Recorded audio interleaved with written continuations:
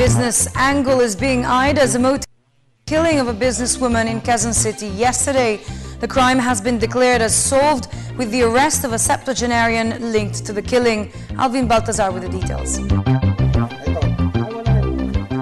Quezon City Police swiftly solved for less than 4 hours the murder case of a 59-year-old businesswoman who was killed inside her own house yesterday in the Loma, Quezon City.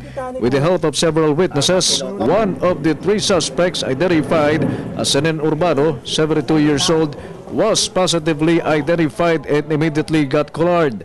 One of the 2 at-large suspects identified as Von Bernardo, on the other hand, was pinpointed as the one who stabbed the victim, Maria Salud Gatmaitan, in her neck. Bakit naman nasama ito si Seren?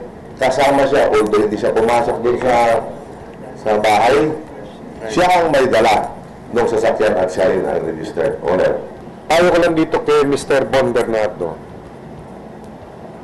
Sumuko na sa otoridad sapagkat siya ay pinaghahanap.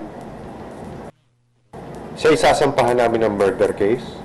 Authorities are zeroing into the angle of lending business as the possible motive of the crime. The QCPD likewise is looking into reports that the victim and suspects are relatives. Na-establish pa yon kung magkabang-anak ba o nagkakamag-anakan lang. Ano?